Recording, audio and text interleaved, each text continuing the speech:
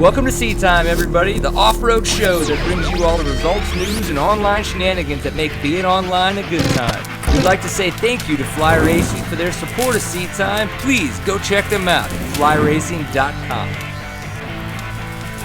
Welcome to Seat Time, everybody. Brian Pierce here, your host for this fine Tuesday evening. It is episode 212. We apologize for last week for quickly not having a show. Steven and I had a little function to go to here in McKinney, go in and help some young entrepreneurs with their business startups, things that were going on over at the works. And always so generous of you. Well, no. It's just that now that we're kind of in the space of co-working and entrepreneurs and small businesses and trying to help people like that kind of have those small successes, we wanted to be there to help support people with those small successes. So we figured it made a little bit of sense. I know people with Seat Time are like, what the fuck, why do we care about McKinney? But I think that's how most people feel, but hey, you know what? McKinney's pretty awesome. What you got to do. McKinney's pretty awesome. So I am Brian Pierce, your host for this fine Tuesday evening. Mr. Mark. Go ahead and say it. Mr. Mark Cook. He's on the couch with us this fine Tuesday evening as well. And I am just so excited to have you on the couch. It has been too long because it's happened like once. It's been a while. And it has definitely, even if it was more than once, it was still a long time ago. So we'll be able to talk dirt bikes. We'll be able to talk with Mr. Erek Kudla, our first guest, and then Ben Kelley. And you've got some interesting, extreme things going on that we can maybe disclose a little of. But the good thing is we'll talk with Ben Kelley. So Absolutely. You can all pose some questions to him. Exactly. Having been a racer in said event and won it. Of course, this is Seat Time. We're the online show for the off-road enthusiast. Everything we do, beer drinking, bench racing, and good times, you can find us at seattime.co. We do have fine sponsors, and of course, Fly Racing, Kenda Tires, and SRT Off-Road. With Fly Racing, the mesh gear is getting ready to come out. It is hot, bro. We are sweating. Go check it out at flyracing.com. At kendatire.com, you can go see the new Ibex tire. Was just released this past weekend at Tough Like RORR. So we're going to be able to talk to Ben Kelley about that. That was going to be the question I had. Oh, good. Because I want to know. If they're in stock, I will have one on at TKO. Potentially, I think I'm going to still run the Equilibrium in Colorado, though, in 2 weeks. Because it worked really good last year. So go check out kendatire.com for more of that. And SRT Off-Road, it's time to get my bash guard shit in order for Colorado. I'm going to be making an order for that quick. I got to make sure that bike doesn't get all beat up while we're out there. Because we all know I crash. It is a few weeks away. It's unfortunate. And there are a few rocks up there. Just a skosh. So you need some protection. I-oh. And then the person that we know that doesn't need protection because he just scares away all the germs is Mr. Erek Kudla. How are you doing this fine Tuesday evening? Oh, man. Doing good. Watching Aladdin. Well, no, I guess we changed the channel. But it's good to see you guys. It's good to see you guys, see both of you guys again. I just saw Mark just recently. Came out to New Mexico, made the trip. So it was great to actually meet him in person. And then I had to do all the new Skype stuff because it's been a little while. But yeah, it's good to be back on the show again. Yeah, dude, I know. We've all been so freaking busy in so many different places, but I think you're the one making some of the biggest changes. And even though we would love to have had you on the show every week, it's just something we haven't been able to do. But this kind of a move, it's like we've got to plan for this and make sure that it kind of happens. So I guess just tell it to us straight. Give us your title and where you're working, and then talk to us about what the hell is going on and who thought that this was a good idea. Okay, so I am the American Motorcyclist Association Offroad Racing Manager. Wow. So I'm in charge of the nationals, the regionals, the locals, trials events, and I also represent the USA at ISDE alongside Mike Jolly, who is also he helps with a lot of that stuff. Probably not. And I now live in Ohio. So that's it. I mean, last week I didn't live in Ohio, and this week I do live in Ohio. And so that's I'm actually in a hotel right now behind the AMA building. You're like, I get to walk to work for a week. Yeah, except I drive because it's been raining every day. So, welcome. It's just one of those things. But we were just looking at a house. It's like a barn on property that was converted into a house, and the garage can fit my van in it. And the dog went ape, and So we're probably going to be moving in there on the 15th, probably. So we'll have to see about that. So that's what's been going on. Oh my gosh, that's so much information. Well, I want to know. Let's pull it back and talk to us a little bit how this kind of came about. Because for people like Mark and I, we have seen you, as you mentioned before we went live. It's been a good 10 years that you've really been a race promoter. You know, probably getting paid mainly with handies and donations. And every now and again, usually beer and barbecue. Yeah, I was about to say beer and potentially some food when somebody was feeling frisky. But yeah, so I mean, obviously you've always put your heart and soul into this, which has been great promoting all the races that you have done. So I am assuming that somebody took note, right, and kind of were like, he could be a great person to come into this. Maybe you applied, like, I don't know. So kind of talk us through like how this kind of came about and what got you to Ohio. Well, I could do like the long version. I don't know how much time I have. Let's go short version, and then we'll ask more specific questions. Okay. And we'll let Mark only have 2. Yeah, as you know, I was doing GXC, and then I eventually started doing National Hare and Hound and all that stuff. And I got an instant message from someone in District 36, actually, Liz Chambly. Was like, hey, is Chuck still at the AMA? And I was like, yeah, I don't know. And so I went to call him, and someone else picked up. Alex picked up, and he wasn't there. And he was like, hey, we're accepting resumes.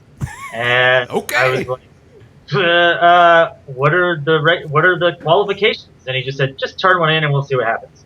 And then a week later, they flew me out to interview, and then 2 weeks later, I live here now. And so that's kind of what happened. It just basically, I just said yes along the way from the beginning, doing all the stuff, and ended up here. And that's where I am now. So doing the right thing paid off. People were noticing what you were doing. That's awesome. It kind of, because I sent them my resume, and they didn't really know who I was, because I always worked with Chuck. I was underneath Chuck Weir. He was the off-road manager. He made sure that NHHA was happening, the West Hare Scrambles, along with the East and along with all the locals. And so I always answered to him. And so I had actually emailed him that morning, and he didn't respond. So I was like, oh, well, maybe he's just sick today, or he just hasn't responded. And he wasn't there anymore, and that's actually why he didn't respond. Yeah, a lot of the guys kind of like, oh, we had no idea that there was someone doing all of this stuff back west, and it was just one of those things. They were blown away by my resume. And I mean, even me I was writing it going, oh my God, what the hell? This is what, actually, because I've never actually taken inventory of I just do the things. I don't know. I just do it. It's just, and you know how it is. I mean, I'm in Baja, then the next day I'm at a National Hare and Hound, and then that next weekend I'm back in Mexico for something else. I mean, so I never really looked at it like listed as things that I've done or anything until that point. And it was kind of like, if they don't hire me, that would be dumb. So I just wrote all of this out, and you're not going to hire me? Like, what? Yeah, that's insane. What is happening, guys? So, come on. I mean, they were like, do you know how to use Excel? And that was so, that's kind of, and it just is kind of worked out, alongside Alex, and he's a racer also in the motocross side, and Alex Hunter, actually, I think Hunter, I keep forgetting, and but he was very excited to have another racer working in the next cubicle or in the office or whatever, because that's something the AMA really, really, really needs. I mean, I was on the phone with some guy from ECA today, and I guess the person he was talking to before and Chuck before kind of knew what he was talking about, but when they started talking about blow impossibles and all this other stuff, I was like, oh yeah, no, I know, I do that all the time, bro. And he's like, man, I'm gonna love having you on my side. And so that's kind of where we're at right now. It blows me away that That's someone's awesome. still talking about possible checks, like that's still a thing. That's East Coast. There's still some people out there actually really doing that. I haven't done a timekeeper in so long. I would totally just be like, put me on a double A's row. I don't want to timekeep. Let's just do that. I've only done 2, and that's all I did. I just waited until somebody stopped, and then I stopped. They're like, just follow us. And I was like, okay. That's what I did my whole junior, my youth career, is a C rider and B rider. Is just like follow my dad. And then one day I got faster than him, and then he actually had to teach me how to timekeep because he's like, well, shit. So yeah, that's basically what happened to me. Is my dad and my brother were always the timekeepers, and I always had the stuff on the handlebars because I'm kind of doing it too, whatever. And then my brother had broken his neck that year, so he wasn't racing. And then my dad was he was 50 plus, so he didn't have to do third loop. And then my computer died. And so all I had was my roll chart, my odo, my clock. And I was like, all right, I guess I'm learning right now. And that's basically what happened to me. I mean, I kind of knew what was going on because we had done enduros, but it was just, thrown into the what is that, whatever to the wolves. Throw it in the fire. Into it. Yeah, exactly. Thrown into the tornado or the storm or whatever it was. Look at this guy drives past Oklahoma and he starts talking about tornadoes already. Yeah. Well, there was a tornado happen up there right too. after, so it was sketchy. Oh, but anyways. Yeah. Okay. So being over all of these events, and it seems different. Like so many different series happen for so many different reasons, right? Like there's privately owned ones where these people just schedule everything and make it happen, and then maybe something like the Hare and Hound where you guys work with clubs to put these events on. Is that kind of loosely? I mean, to a degree. And so, how do you structure all of this if you're over literally national to regional to local and all these events? Like, what does your Excel spreadsheet look like? Because it sounds crazy. Well, I mean, it's my fourth day today. Better grasp of the situation. What? I mean, you know how to use Excel and you don't already have this figured out? Yeah. You didn't make a calculation? Yeah, okay, well, so basically what happens is the clubs apply for their sanctions.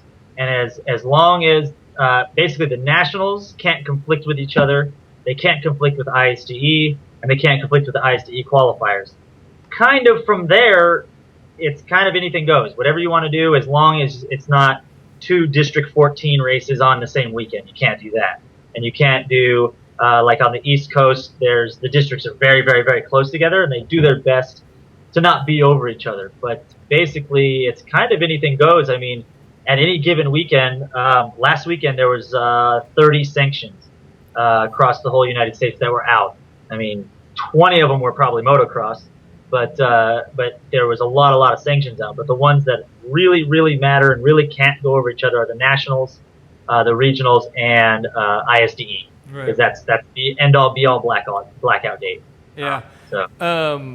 And then GNCC too now. What was it? Last year was their first year back. Well, they're considered a national. Okay, so that's what was going to be my question. I figured, but I just didn't know. Yeah, so basically there's one national championship in every discipline. There's Hare Scramble, Hare and Hound, Enduro, and Trials. So there's GNCC for the National Hare Scramble, and that's actually why we have the East and West Hare Scramble instead, is because there's already a National Hare Scramble.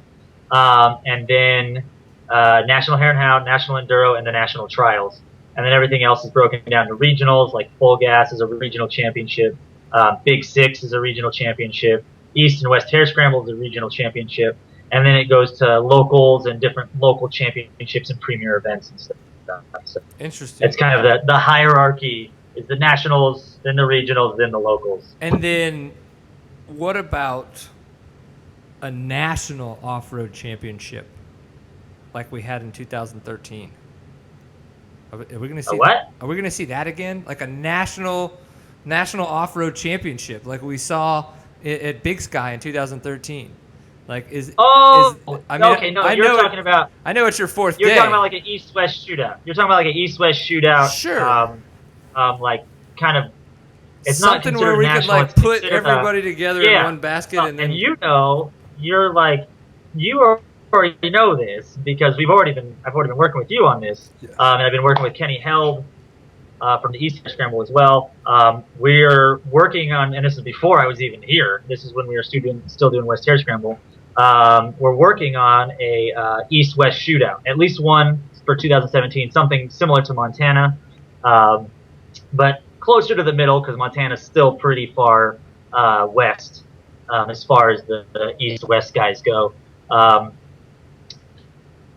We're looking at either Texas or Oklahoma or somewhere like that. And being in the position that I am now, I have a lot more resources to just, okay, who's in Texas and just look them up, or who's in Oklahoma and just look it up, and or kind of actually go to these places and talk to these people instead of trying to just call them or like just hit them up on the internet. Yeah, be like so Facebook message Brian and say, who do I talk to in Missouri?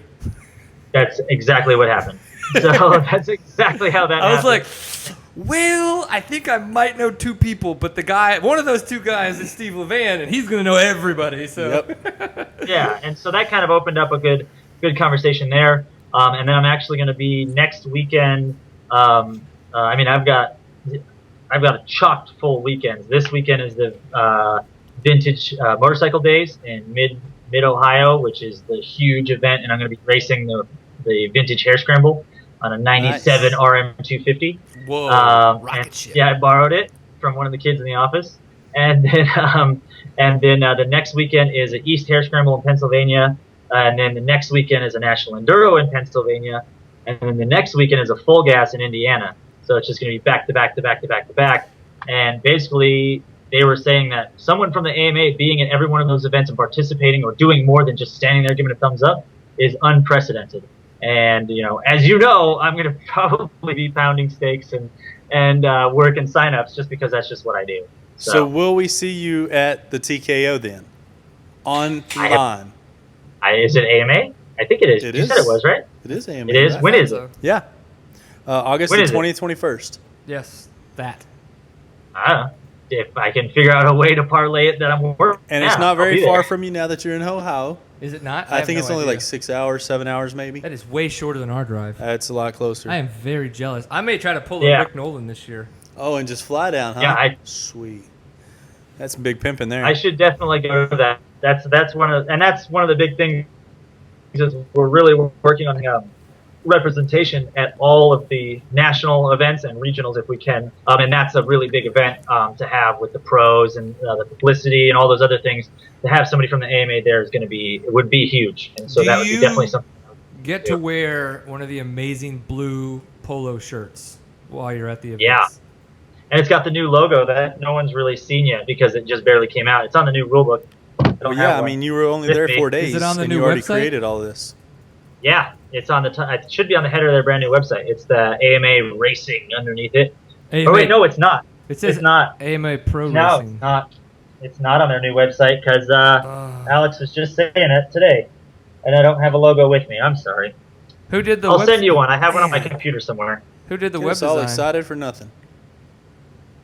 Yeah, When you just That's what started, happens. and we're gonna ask you all these questions, you should have known to be just like so Yeah, I know. prepared. I know. And it was the 4th of July weekend, so I was there for 2 days. Then I had 3 days off, and That's then I'm there for The best time to start. That is amazing. Go And, you. Well, and then like as I'm driving over, they're like, Bill, my boss, was actually like, you're expected to go to Vintage Motorcycle Days, just so you know, like it's a bad thing or something. Yeah. I don't know. You're like, and "Dang it." so I worked for 2 days, then I have 3 days off, then I work for 2 more days, and then we're going straight to Vintage Motorcycle Days for like 5 days or 4 days or something, where we're just basically going to be in the off-road area. Managing the Hare Scrambles, the trials, and the motocross. This And sounds like a the horrible job, 30,000 Eric. drunk people enjoying vintage things. So it's going to be cool. Does the AMA do anything with Diamond Dons down here? Diamond Dons is like a big vintage event down here. Like Todd Slavic goes and races, and Okay. Guy Cooper goes and races and stuff. Like Yeah. it's super local to here, but I don't know if it's and like he's obviously this is an AMA vintage thing, right? Like I don't know. Get if your notepad out and start writing. Yeah. Taking notes there, Eric. Diamond Don, that'd be a great way to get you. I don't know if it's Texas, but I know that it's down here because even Todd's Is it? wanted me to go. Dogs? Diamond Dogs? I'm writing this down right now. Diamond Dons, like DON. DON. All right, I got the note on that. So he's going to be AMA next year. There you go. Yeah, Diamond Don Racing. Wow. Diamond That'd Don's be awesome. 15th So, no, annual, National but we- Vintage Motocross. Oh, that's awesome. Yeah, that's one of the things is we're really pushing for vintage because that has become a really big thing. I don't know why those bikes suck to ride. We have that. The Well- 80 something Can-Am. Now I'm fucking 400 Can-Am. And it is just, I mean, it's fun to ride, but to even consider going what we call Actually race race. pace this day, oh hell no! Like, Well, I think that's why guys love it is because the guys that can't race anymore that suck now they can blame it on their bike. Before they had smart. We are missing out, They had- buddy. I'm totally getting into that. they had no excuse before. They just sucked. Now they're like, nah, this 74, it's terrible. You know it. You It's know. totally got a crack in the gas tank. I don't know. It's like totally Yeah, the losing soap's weight. not holding it. Exactly. Left-handed No Kickstarter. I brakes. don't know. Yeah, That no is the brakes, thing. No brakes. Yeah, Where's my hydraulic fucking- clutch? And I Oh, think no. that what it does, it adds like another element of turning it from being a competition where you really do want to win to just like, I'm just trying to finish because this is fun and kind of hilarious. So I think Yeah. that's Well, that's That's- what. That's why Todd wants me to, or has tried to instill in me the need to go to Diamond Don's vintage race, is because for that point, 80% of the people there, it is a party on the pasture. You know, like Kevin Wyndham's deal.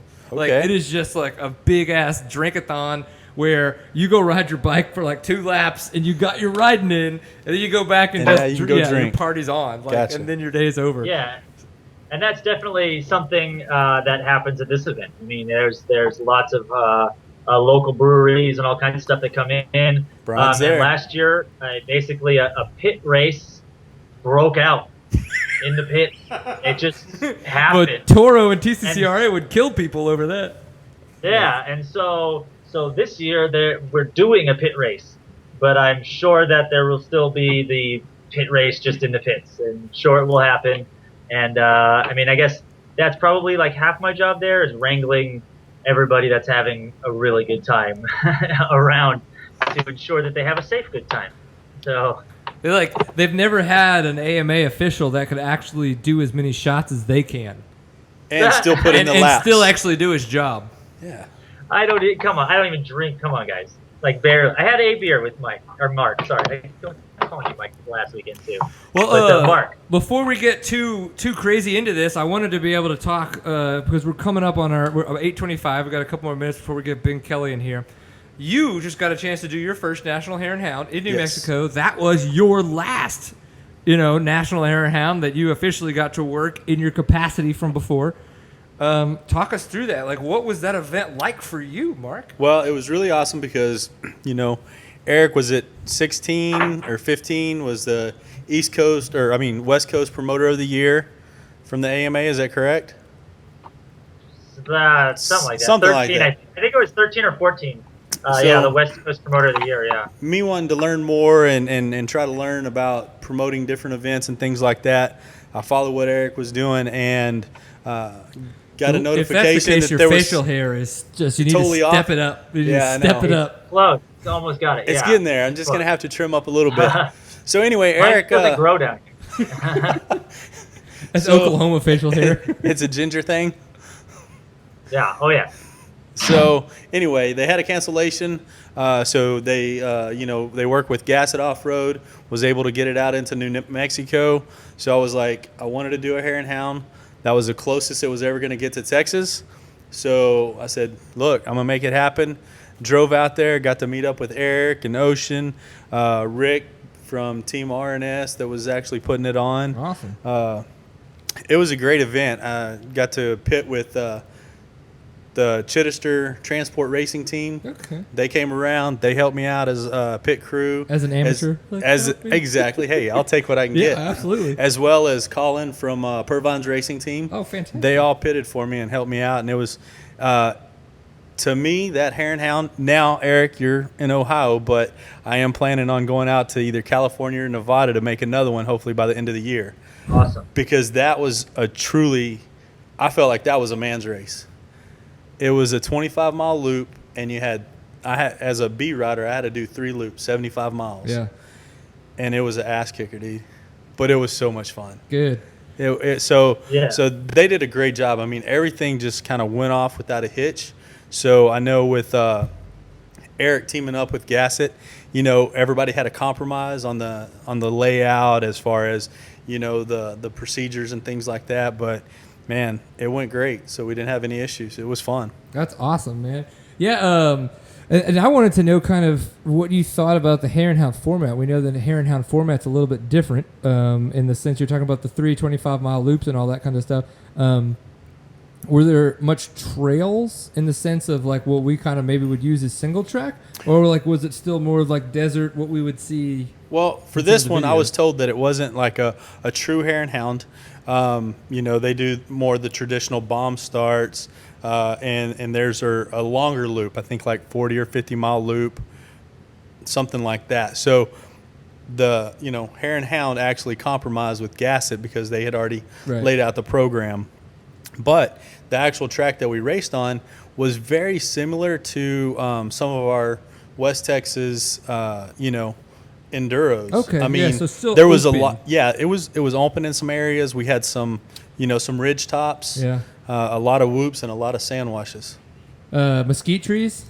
Cedar trees was and cactus. I mean, Yep. I still got plenty in my hand. That looks fun. That looks So- fun. Oh, and if anybody wants to see me hit a cactus, just search for that on the internet Yes, because that's yes. horrible. Hitting a cactus is never fun, especially when it covers any entire part of your body. I felt it. I got mine on the first lap, probably about 5 miles in, and it sucked. But like I said, 75 miles. I ended up third in the 40B class, so I was totally pumped. Got on the podium. Got to thank, Chittister Racing, NTX Off-Road, MSR. Got to thank everybody for, backing me and getting me out there. Kenda. He's like, gotta love MSR those. for giving me clothes, Fly Racing for supporting seat time. Hey, Kenda took care of us, though. Mike always takes care of us. Kenda's awesome. So we were running the Washugals in the rear with the triple in the front. Worked out perfect. So Digging that. I know I'm ready to find out about this Ibex tire. Oh, it's going to be cool, man. It's going to be cool. It's the prototype that we've been running. But yeah, they finally solidified on a the one that we carcass. ran last year? Yeah, Okay. but All right. they finally solidified on the carcass they want to use. Okay. But yeah, Erek and Gasset Off-Road, they teamed up and, man, they did awesome. So like I said, it kind of sparked that fire. So now I'm ready for another real hare and hound. Yeah. But it was a man's race. Man, that's the thing. It's like, who knows how well. I mean, it seems that KR4 does fine, with their rent to race kind of program. It seems like something like that for Hare and Hound and kind of some of the more West Coast stuff would be pretty epic as well. Just to be able to have that kind of capacity, because fly in and fly out kind of situation. Because Yeah. we're not always going to get as lucky as we just did. You're able to drive to New Mexico and go race a Hare and Hound. Yeah, I think the next closest one was like 19 hours from Yep. Wichita Falls. So That's far. But, Eric got me the bug. I mean, it was, I got to come out and hang out with them, and now it just made me want to go and try one. I mean, for me, I like going and trying the different races just to see their formats, how they do things, how, their promoters work with the organizations and how they get things done. I just always want to improve on anything that I'm going to promote or do as well. Yeah, and that's smart. I really like that you're kind of not afraid to realize that you don't have all the answers and other people could have better ways to do things or more absolutely. efficient or all that kinds of stuff. I learned quite a few track marking tricks with Eric. Oh, I bet. I bet. Am I still on here? Are we still on here? Oh, yeah, you're still I on. I lost your video. Oh, well, we can still see you. I see your ugly mug. Okay. Yeah, I know. That's why I was just kind of being quiet, letting you guys talk. I didn't know if I was still on here or not. But that's kind of the whole thing about coming out to these other events is I mean, like Mark is saying, I mean, he was able to just hook up with the pro team that was right there, and they weren't like, oh yeah, they were like, no, come on, hang out with us and hang out with us all night. Like we'll hang out, we'll party and whatever. Because especially Chittister and the Purvines guys, I mean, and ultimately all the teams. That's how a lot of those guys are. Like Ricky Brabeck and his guy, Gnarly Dave, and right. all the other people that are out there. Is they'll pitch you no matter what. Like, hey, can I pit with you guys? Absolutely. And so that's what's really cool about coming out there. And that's, I don't know. You remember my my GXC to GNCC thing? Yep. I mean that was why I went, was just to learn what they do different than we do. And that's it. I mean, it wasn't really, and to race because I was out there, but I mean, to really learn, like, what are they doing different that we aren't doing, or because at the time, right. working with clubs is challenging because every club, is different.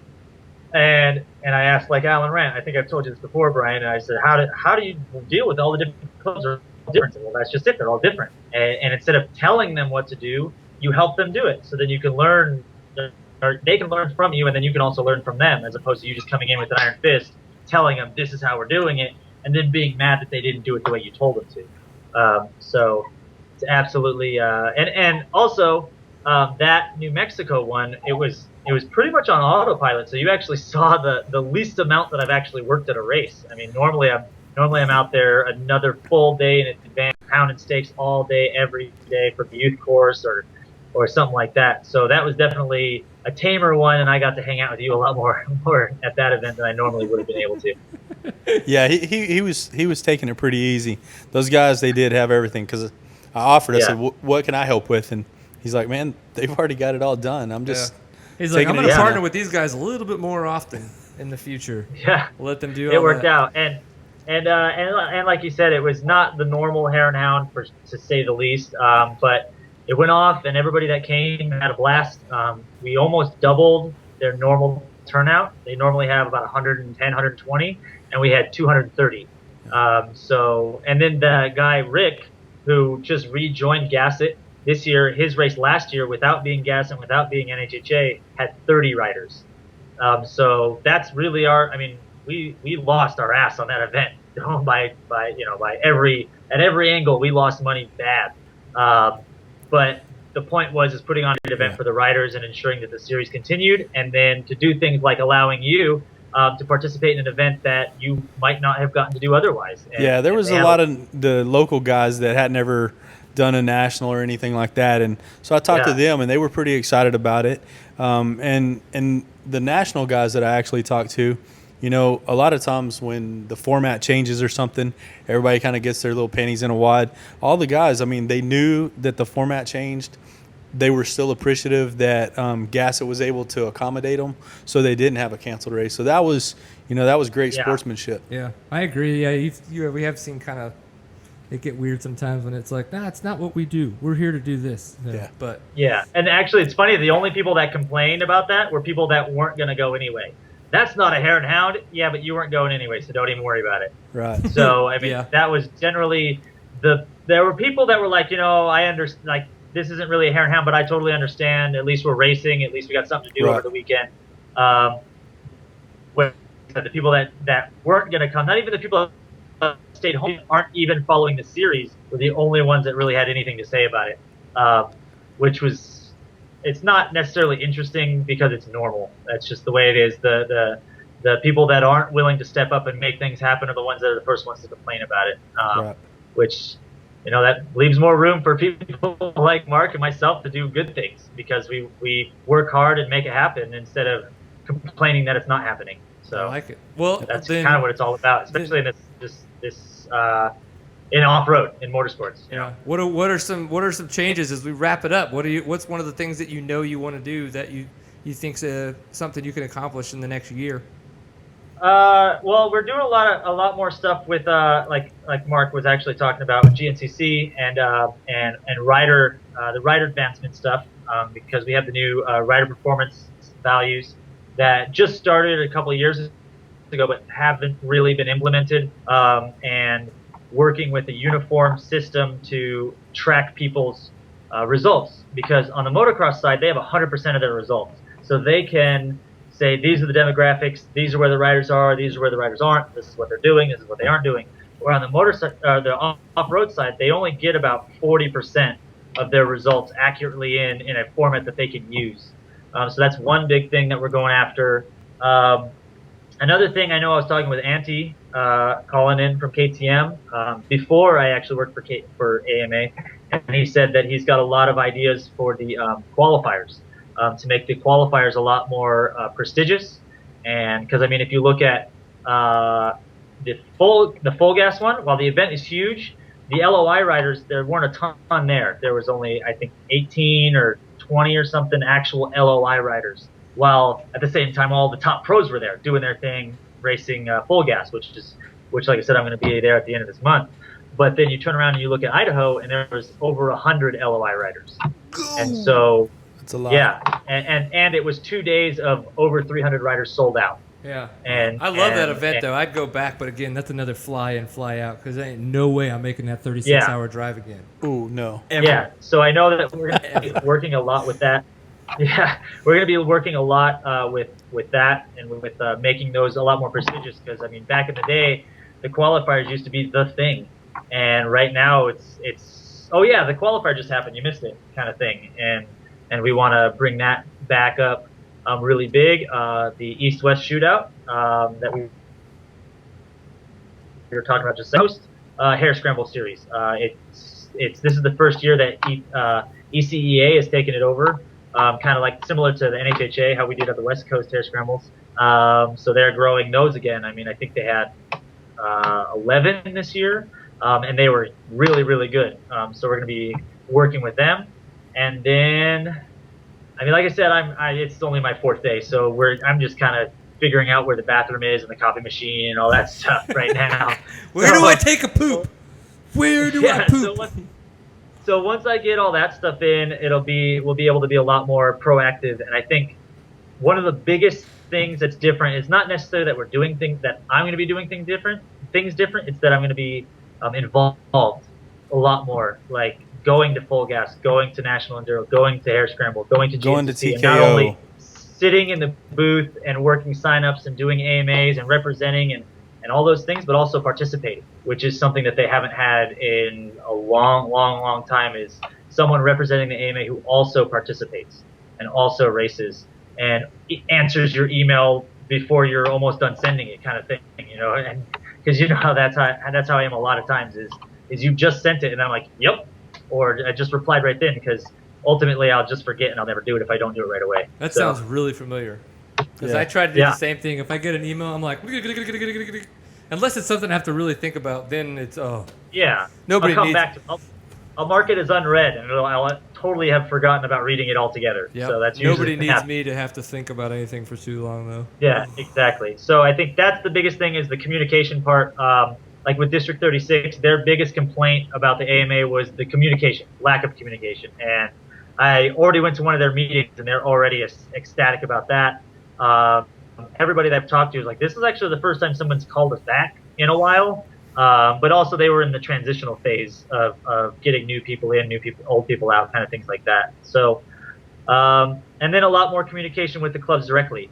So more than anything, it's just going to be the communication and communicating what the AMA is doing, and not just, you know, you have to be an AMA member to find out kind of thing. It's going to be proactively pushing, not necessarily being a member, but being involved and being participating in what the AMA has going on, because 99% of it is maintaining off-road and making sure that you can race next weekend.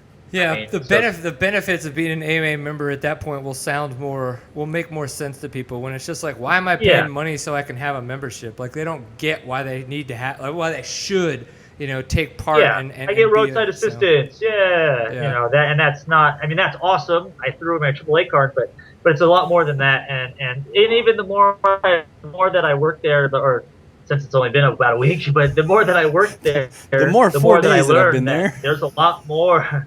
There's a lot more involved. Being on my end from NHHA and being as involved as I was, I still didn't know how involved the AMA really is in everything that we do, and a lot of it is conservation, our history, because that is the motorcycle museum.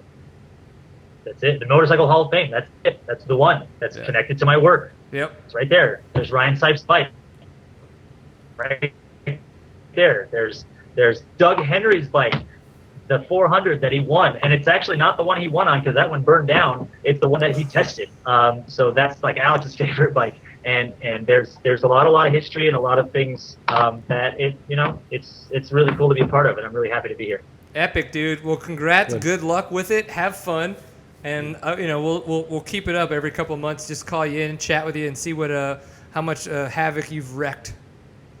Perfect, and that's kind of one of the things. I dropped you in my interview, and I was like, I'll be on seat time. Yeah. So they're like, what are you gonna do that's gonna further our things? I'm like, I'll use the internet, whatever. And they're like, all right.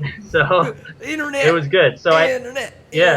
Exactly. So I think just being vocal about what's going on and checking in, like you were saying, just checking in. I mean, even doing, like a 5-minute, all right, checking in, okay, bye, kind of thing, would I think be cool and helpful and show that there's a lot more because like I was saying, that last weekend there was 30 sanctions, and that's a low weekend.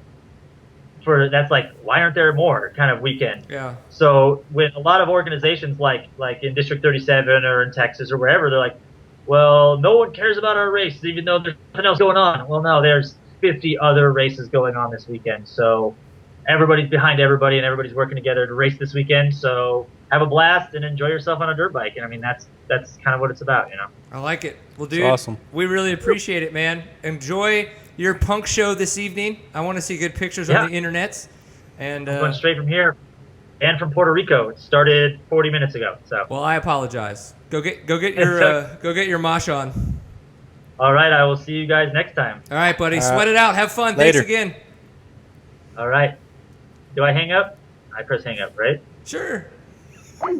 That's always a good way to end it. Eric's awesome dude. No, yeah, I know. Erek is definitely an awesome dude. I'm super excited for him because the AMA, because I don't think that they truly understand how much of a force to be reckoned with they just hired. Yeah, he's like he's a go-getter. I mean, he's always thinking about things to better the off-road community and stuff. And so, I mean, it's good to have, fresh new blood at the AMA, and I expect a lot more things to be popping up about the AMA and what's going on.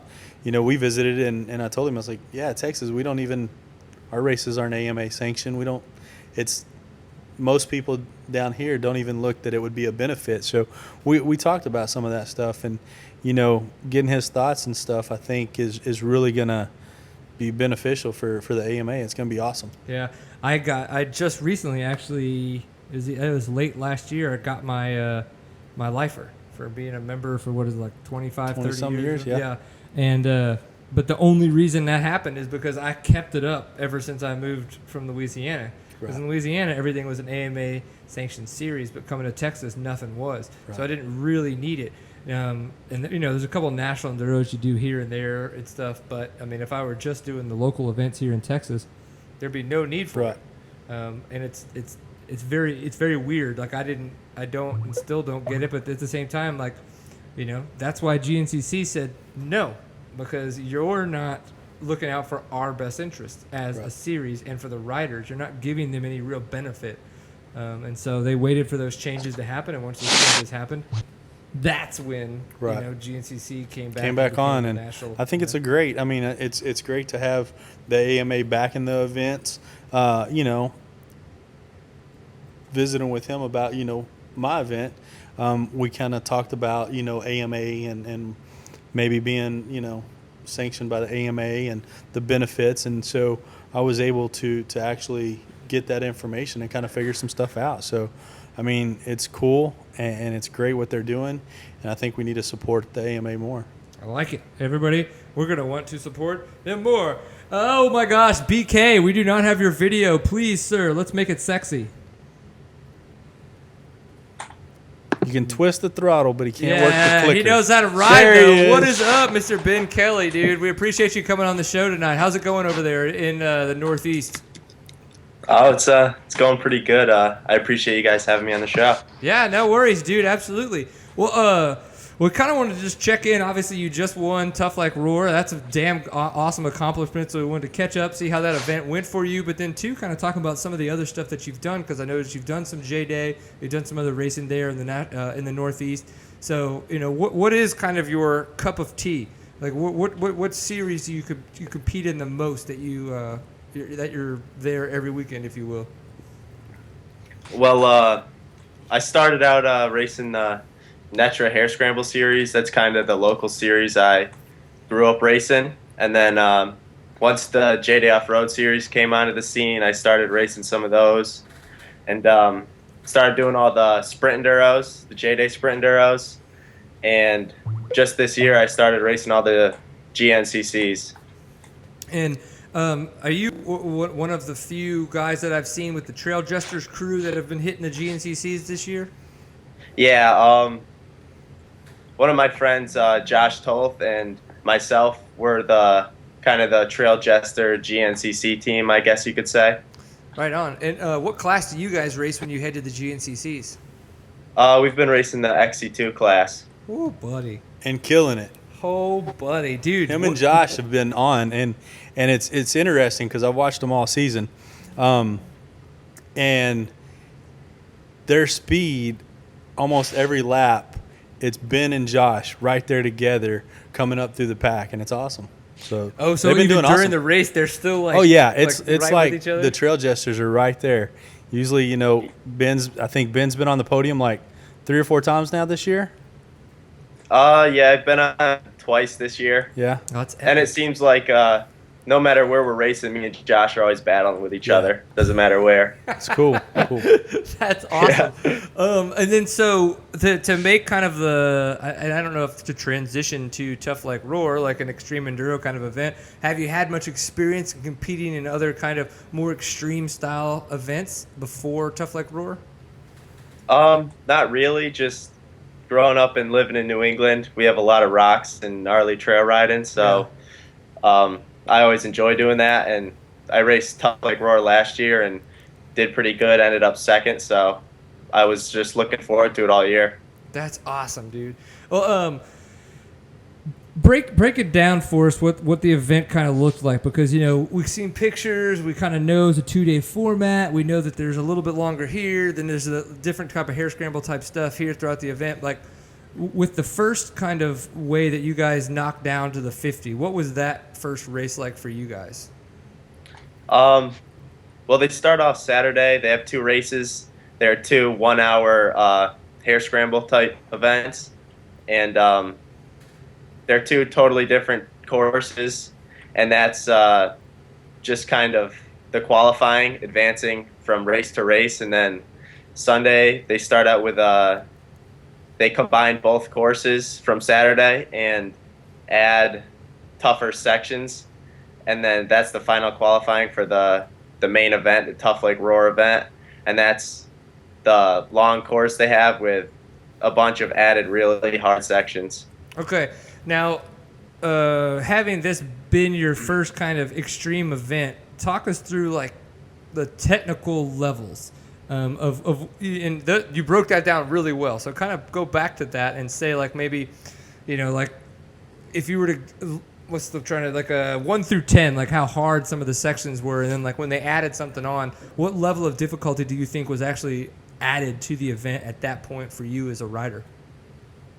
I don't know. This is the first tough, I guess you could say, hard enduro style event I've done. So, a lot of the trails were just like technical hare scramble type trails. A lot of really tight stuff off camber hills and gnarly rock gardens. But they had some tough sections where you had to pick your lines, and it was a struggle to get through. But I never ended up getting stuck. And I guess on a scale of 1 to 10, I guess they had some sections that were like an 8.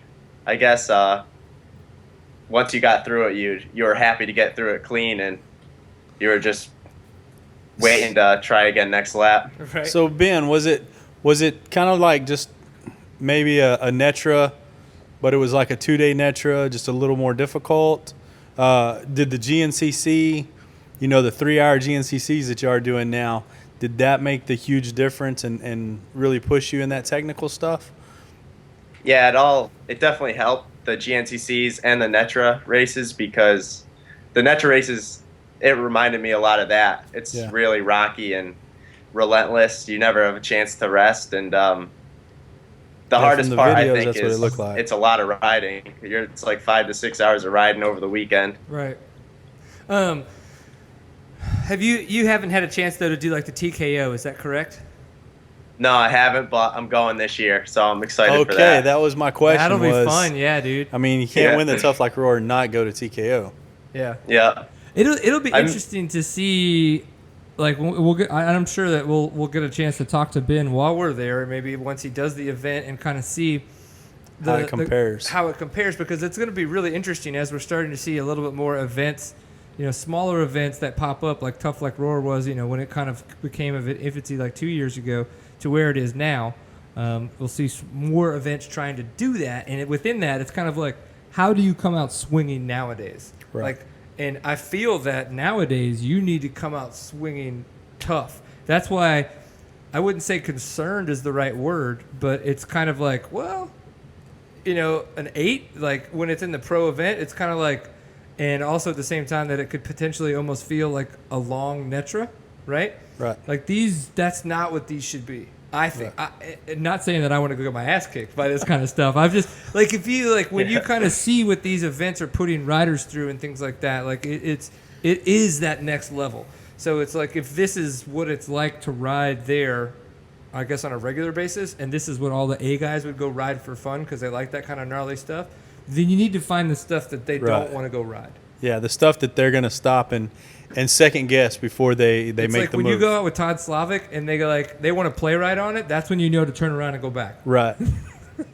Again, I'm not Been being there, done that. Yeah, and it's unfortunate. I don't want to say this to sound super judgmental. I was not at the event. I don't have a chance. I'm not. You know what I mean? Yeah. I'm not the guy that just won, so it's obviously very tough to sound that like that from the couch. Yeah, so I'm pumped to see him at TKO. Now, since you're in the top 10 at XC2, do you automatically get the invitation to Sunday for TKO? Or do you have to go through the qualifiers? No, I signed up as an amateur because the sign up was a long time ago. Right. And yeah. last year I missed out, so I signed up right away as an amateur. So yeah, I'm looking and forward that to was being able to before ride GNCC Saturday. even started. So, you know, I don't know. Catherine at TKO might be able to go ahead because I think the rules state that I think the top 10 in XC1 and XC2 automatically get qualified or something. Oh, cool. I could totally be wrong, but, you know. I mean, Mark Cook said it on the air, live on the internet. It's gotta be true. Got to be a real thing. But anyway, yeah, it's a great event. So we're looking forward to seeing you there and seeing how that compares to the Tough Like RORR. Because we've been to the TKO, but that's the only extreme event we've ever been. That's the only extreme event I've ever been to. That's the only extreme event I've competed in. I got to watch Last Man Standing for 2 years. Well, I got to watch that, but that was hard I for competed in spectating. trying to find the bottom of my cooler through all the beers. That's what I tried to compete in. So, what was the property that you guys raced on? I'm sure it looked like a very interesting soil. I don't really know, like at the. Yeah, it was. It's at like an old coal mine, or I guess it might even be active. But yeah, so it's a lot of like coal dust, kind of. Right. Like the start was it was like really fine black like sand, pretty much. What was hilarious is you saw on the day of, like Marky posted a couple videos and stuff like that, and you guys going into that first turn, I was like, why are they so slow? I was like, it just looked way too smooth and fluid. But then it wasn't until I saw a couple of the other videos where I could see how you guys had started and actually made it into that turn. That's when I was like, these guys don't have, like, there's no traction. Like, they are just like, roar. Yeah, you're wide open and you're just not going anywhere. It was hilarious. So, like, watching you guys just, like, slowly drift into that turn as if you were just, like, you're, like, elbows out, ready to just do battle, but there was, like, no momentum to even, like, lean against each other with. It was hilarious. Yep. Highlights of the weekend, and then the times where you were kind of like, oh, this is horrible. I guess the highlight's winning. I got a good start in the main and went into the woods first and just charged and tried to get a gap. And I guess the hardest parts were they had one section called the Stairway to Heaven, which is, I think, probably the gnarliest section. And last lap, once I got to the top of that, I was relieved, just shook my arm pump out and pretty much knew I was home free from there. Nothing else too gnarly that I thought would stop me. Right. Does it not make you feel a little human to hear him say he had to shake his arm pump out?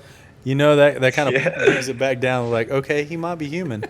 Okay. You're like, oh, thank God. You were about to ask something. No, I was just gonna say he did great all weekend. I think. I mean, for me trying to watch the results and stuff, it was like I think maybe fourth or something like that was his worst finish all weekend in the Saturday events or something. So he was awesome. He was on it. That's so good cool, job. man. Well, all right. So you did the event last year, got second place, won the event this year, which is the right progression to make, leading from second to first. What do you expect to be different for next year? Like, now that you've done this event twice, you know, obviously we want to see this event grow. You as a rider would want to see it grow, because then the purse that you're able to you know, gather from winning an event like this or being on the podium is a chance to be able to grow. Like, what would you like to see from this event as it were to expand to potentially larger audiences? Like you were talking about earlier, how like there wasn't anything that was kind of a stopper, I guess, for the top ability guys. But at the same time, I know the club wants to make it fun. They don't want to kill anybody, and they have like all abilities they're racing. So I guess it just depends on what they want to do. If they want to keep it fun like that, or make it more of something like the TKO where it's super gnarly and all the top like hard enduro off-road guys go to race it. Right. And that's a solid point, because like you think about it again and then you go, okay, TKO, we've been there a couple times, we've watched these guys do these events, and on some of the super gnarly stuff, we still see the top 5 guys sometimes struggle. But sometimes like Cody Webb and Johnny Walker and those guys almost make it look like, well, yeah, like, you know, but then you go watch something like Erzberg and you watch Cody Webb and Alfredo Gomez spend 20 minutes trying to get up one hill. It's like, what is the level? Like, right. What do you call it? Do you say that has to happen for it to be an extreme event, to have somebody like Cody Webb struggle?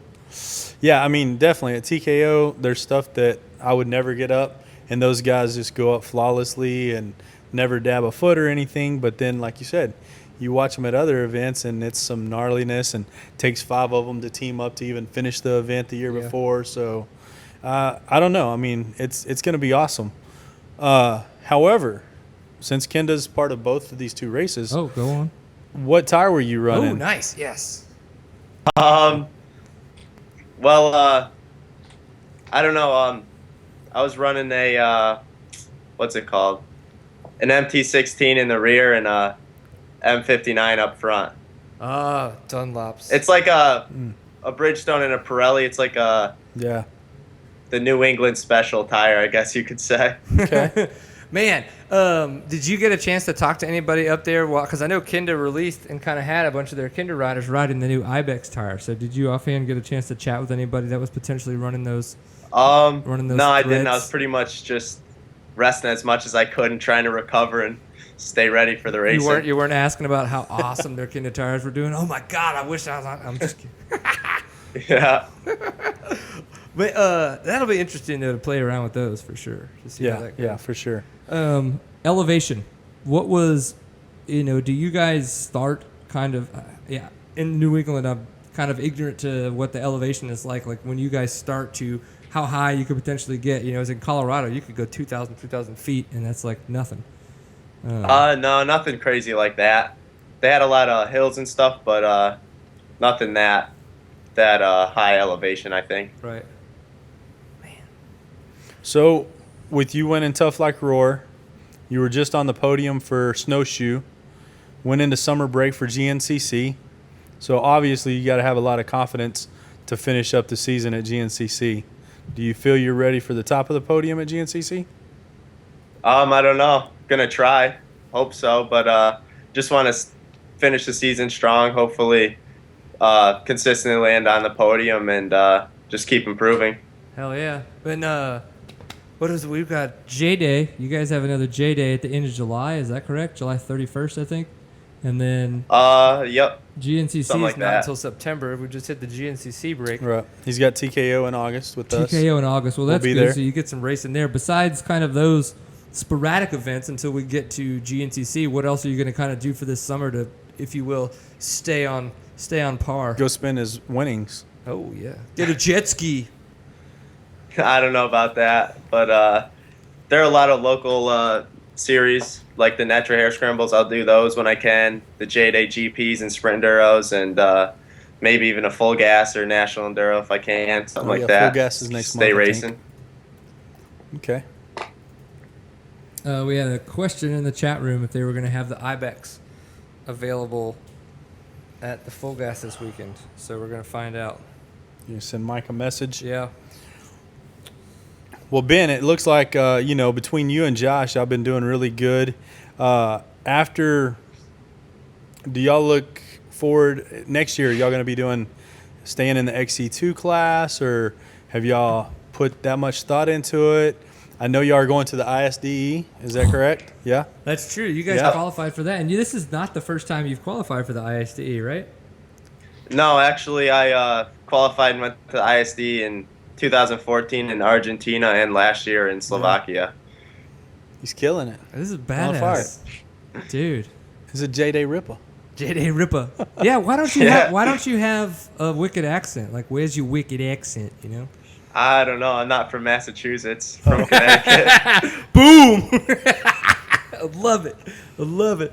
Well, man, that's what we gotta do. We gotta go visit the. We gotta go to Massachusetts, so we can start. I went picking up there some to cool-ass, Crow Hill and Yeah, did the it's definitely sprint worth coming to a enduro. J-Day. That's when I met Ben. I got to meet them, but it was the GP on Sunday and the sprint enduro on Saturday, and Yep. that was an awesome weekend. That was some gnarly riding though. I mean, that was their normal stuff, and for me, it was like it was a whole damn TKO. Yeah, we don't get that kind of rockness. No, No. we get some blue grooves, hard packed, weaving in between mesquite trees. You probably don't even know what that is. But He doesn't. Nah. You don't want to know what that is. Those things are nasty.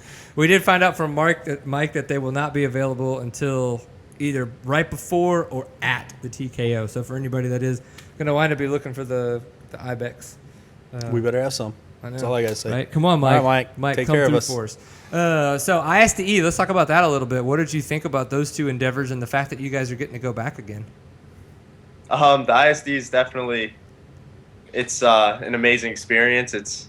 You can't really explain it to anybody. You have to go just to see how crazy it is over there. Just how the off-road fans are kind of like the motocross fans over here. Right. It's a lot bigger over there, and it's just the racing tough and it's long, but I enjoy it. Look forward to it. Yeah, I know. That's one of those things when I went to the ISDE qualifier 2012 in Boise, I was just like, man, this will be cool one day. You know, I'd like to be able to. And obviously, you know, getting married and family and stuff like that's kind of come into the picture. And that's fine. It's been awesome. You know, no complaints. But I can only hope. I get 37 this year. So I just don't see myself being able to, like, get back into riding and, like, with having a 2-year-old before I turn 40. So honestly, like, one day I'll be trying to compete for the senior team. So it's going to suck because I'm going to literally have to kick Brian Story's ass, which means I'm going to have to start racing the TCCRA Pro class. And if I can beat Brian Story, then I know I'm Then ready. you know you're ready. go to the And ISDE. he qualified, and I heard it was only by like 18 seconds. Bronze Story. This past weekend whenever I went to the National Hare and Hound, I actually got to hang out with Dan Caparelli, which actually qualified for the ISDE as well for the over 40 class. He actually is on Brian's team, so that's cool. I mean, we got a lot of guys that are heading over to ISDE and gonna hopefully make us proud. Yeah, what is it, Spain this year? Yeah, it's in Navarra, Spain. What have they told you? Do you know anything about, like, I mean, we've kind of always go, oh, okay, it's going to be kind of like this, kind of like this. Has there been any chatter yet between the team, like between you guys to kind of know what you're potentially going to be riding on, the type of terrain? I think it's in the high desert, so I don't know if it's going to be like hard packed desert or what, but haven't really looked into it that much yet. Yeah. But I know it's in the high desert. 2-stroke or 4-stroke for the high desert? 2-stroke, KTM 250 XC. Bam. Yeah, I noticed that you're definitely a 2-stroke rider. So Yeah, he rides the 2-stroke, and his teammate rides the 4-stroke. that's bitching, dude. You guys are awesome. I wish I was like 10 years younger and just kicking ass and taking names. But now I'm just 36 and Hanging out on the couch, drinking some high-fiving people and congratulating them on being awesome. Well, hell yeah, dude. Is there anything else you wanted to chat with us about, or just, like, you know, talk to the internet, or just, you know, scam on some chicks, whatever? Not really, not much going on. Just waiting to get back racing, I guess. Right? Yeah, you're gonna have a bit of a break now, so you're gonna have to find something to do with your time. go spend all Yeah, that it'll money. be nice to just ride for fun for a little bit. Just been racing every weekend, going full throttle, so ready to sit back a little. Sometimes you need that break just to kind of, you know, get rejuvenated. However, he's been on fire, so he definitely doesn't want to let that go either. I know. I don't want you to let it go, man. Don't listen to Elsa and Anna. Whatever happens, no Frozen. Don't let it go.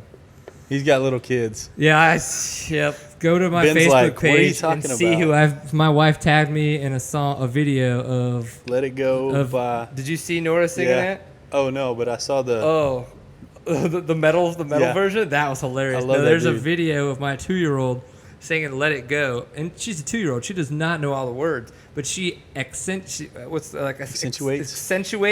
like what she thinks the words sound Supposed like in those. Oh, dude, and she just like gets all into it and like.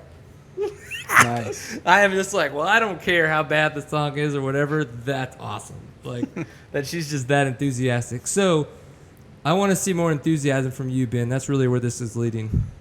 Yeah. I don't know.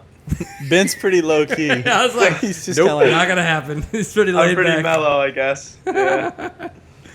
Yeah, that's Just go with okay, the man. flow. I like it, dude. We'll keep kicking ass on that 250 2-stroke, having fun out there. And next time you're on the podium, you just remember, everybody, always enjoy a pint full of awesome.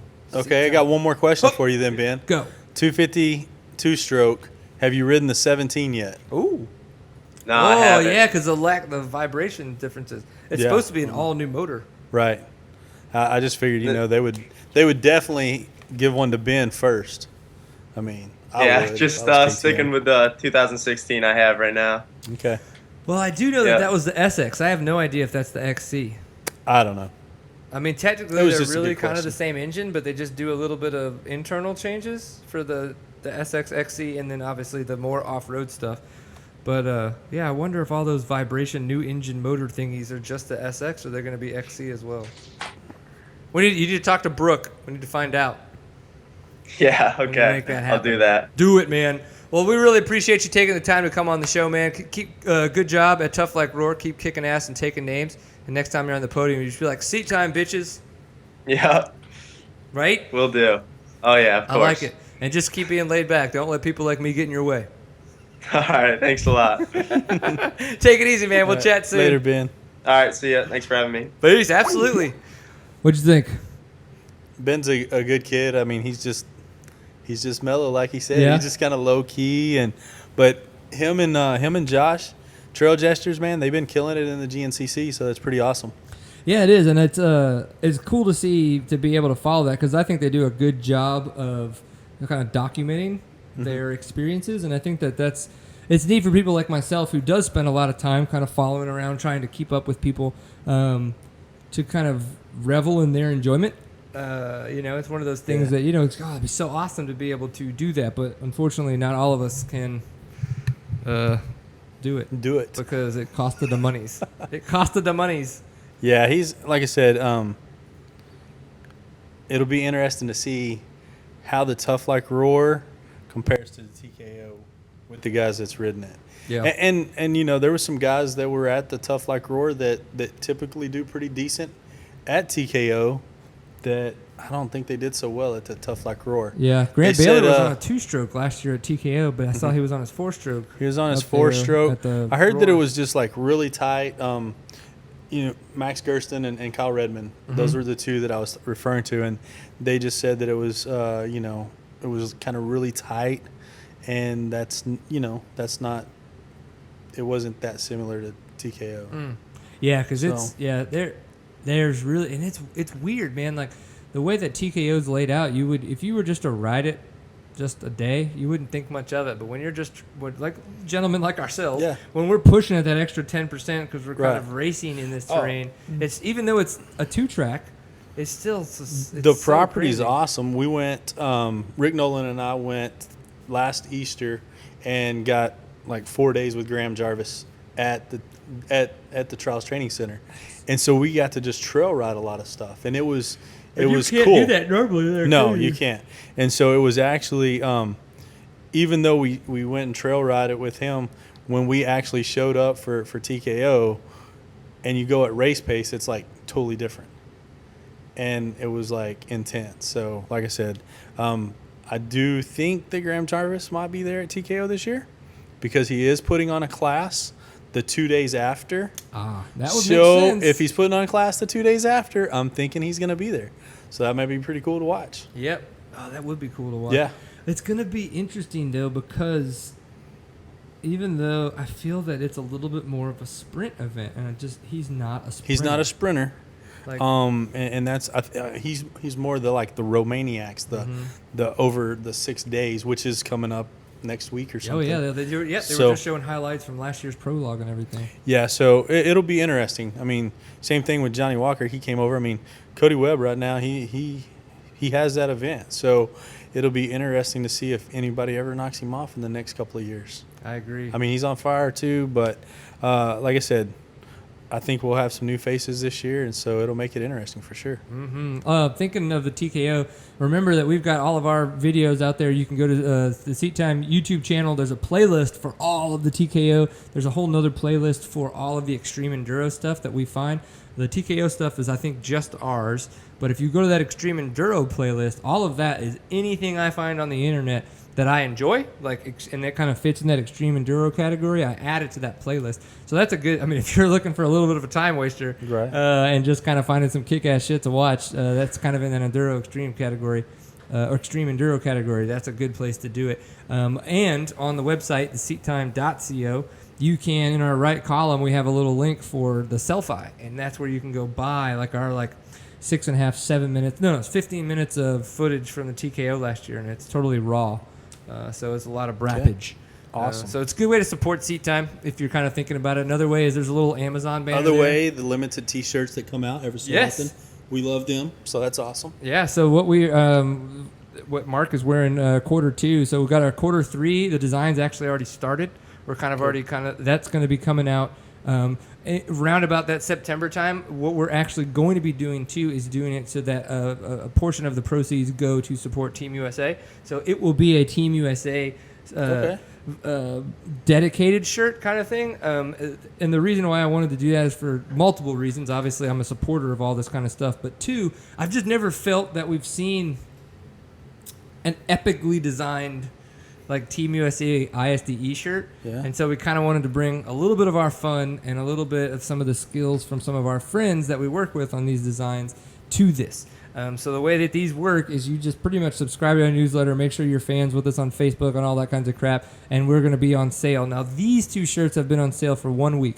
Steven would like to change that up, and I was like, let's do it. So it'll be on sale for 2 weeks this time to see if that gains a little bit more traction. But what we do is you buy the T-shirt, and we know exactly how many get to print in 2 weeks, and we order that number with a couple extras just for different people. We send them pretty much to all of our sponsors for free because they're supportive as motherfuckers, and that's the way you do it. They take care of you. You got to take care of them. Absolutely. And then we ship them out, and then you wait for the next quarter and see what the next shirt is. Yep. We're going to have Steven had a really good idea for Christmas last year, so we're going to bring that back, and so that'll be a good holiday one. We'll probably do that right at the end of November, so that we could have that kind of 2 week sale, print, and then maybe do offer next day shipping for kind of a Christmas present kind of a thing. So we'll have to see how that works out timing. But of course, Mark, I really appreciate you coming absolutely into town and taking a little bit of time to talk to us on the couch. It'll be good to get more of your National Hare and Hound story and then everything that's going on. Is there any places to start looking for events that you have coming up? I know that you like to promote different races and things of that nature. Well, we are working on one. It's going to be January the 14th and 15th, 2017. It's going to be an extreme enduro top format, progressively getting harder throughout the weekend. And so we're hoping over the next couple of weeks to actually have the website up and be able to go ahead and start blasting it. We are teaming up with the Multiple Sclerosis Association. Very cool. They approached me and said, hey, we want to do an event as a fundraiser. And basically what we've agreed to is we have a $10,000 pro purse guaranteed. So we're going big. Yeah. We're going to go big. Hopefully that draws a good number of awesome dudes down here to try to win some of that money. We've talked to some of the top guys, and it's the money that draws them. But we want to break it up to where our local pros, sometimes they don't feel that they can compete if there's some, factory back guy. Right. And so we want to break it up to where there's payouts throughout the qualifiers so that way, it's going to be fair to everybody. And even if somebody gets $200, it's covering gas money. Yeah, exactly. And it's going to be a great event. Like I said, hopefully in the next couple of weeks we'll have everything out. But the date is set, venue's kind of set, and so we're just kind of putting everything together. And so January the 14th and 15th, it's going to be in North Central Texas. And so hopefully we draw a big crowd with the $10,000 pro purse, and that's just the minimum. I mean, once we get the website up and we start working with sponsors and stuff, we're hoping to bring some more money to the table as well. Yeah. So it'll be awesome. That'll be really cool. Yeah. Is there no name yet, right? No name yet. That's what we'll call it that. No name yet. No name yet. No name Extreme yet. Enduro. Extreme Enduro. Yes. We have one. Like I said, we're working on things. You got to look through the system and make sure that the websites are available and names aren't taken for social media things. So we've come up with a couple, and for whatever reason it hasn't worked out. So we'll get it there. We'll get there. Well, cool, man. Well, obviously, definitely appreciate you taking the time to come and sit on the couch and hang out and chat with everybody. I am your host, Brian Pierce. You can find me on the internet at Woody B. Pierce is all of my social bits. What's your social bits? Your Moto Colors, huh? Moto Colors on Instagram, Mark Cook on Facebook. Yeah. So. And Moto Colors will be a good place to give a follow. Obviously, we'll talk about it whenever we do have any kind of information, but a good place to first-hand information about the Extreme Enduro that he's talking about. This has been Seat Time, episode 2012. Episode 212. And, of course, you can find us. We're seattime.co is the website. We're on Facebook, facebook.com/seattime. And on Twitter, it's at seattime_co. And on Instagram, it's just at seattime. So try to keep that one a little bit simpler, a little bit more simple. Best thing to do is share this kind of information. If you guys enjoy the show, just send it to a couple people that maybe don't know about it. Tag them in posts that we put so they can check it out, all that kinds of stuff. So we get a little bit more love from the off-road community and grow this thing just that much more. Of course, huge thanks to our supporters, Fly Racing at flyracing.com, Kinda Tire at kindatire.com, and SRT Off-Road at SRT Off-Road.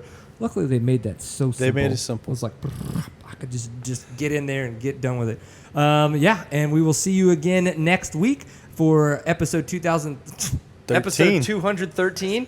And but then the following week, we will be in Colorado. And we may shoot a little video that we put up as kind of a teaser, fun little thing.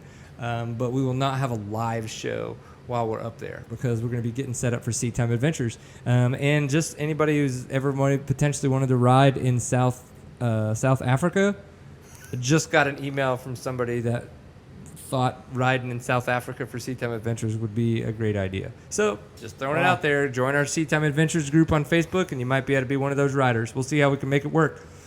We'll be live again next week. Remember, always enjoy a pint full of awesome. Peace.